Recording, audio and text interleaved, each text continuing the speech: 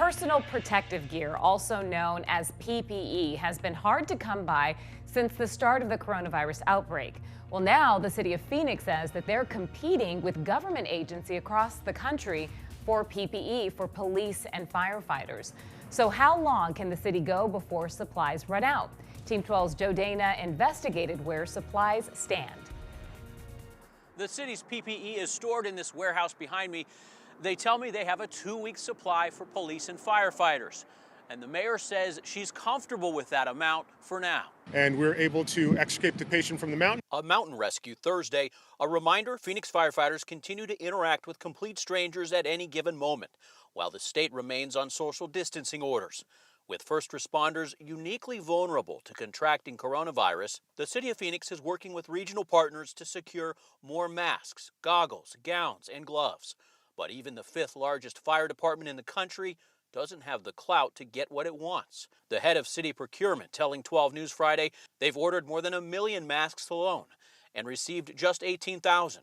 That the market has proven challenging because of disruptions to shipments out of China and Hong Kong in particular. We have had multiple orders where delivery dates have been postponed. On Tuesday, Fire Chief Kara Kalkbrenner expressed her frustration. We have ordered millions of dollars worth of PPE, personal protection equipment, that keeps getting hijacked before it gets to the city of Phoenix. And I use the word hijack, probably not an appropriate term, but that's what it feels like when we can't get our equipment to help our members. So where are the supplies being rerouted? Some speculate it's FEMA, but FEMA tells 12 News reports of FEMA seizing or rerouting supplies are false. City leaders say they've made appeals to Congress members and the governor's office, but so far, no answers. A photo circulating on social media earlier this week showed how the fire department is making up for a shortage of gowns. Phoenix firefighters are using rain ponchos as a substitute.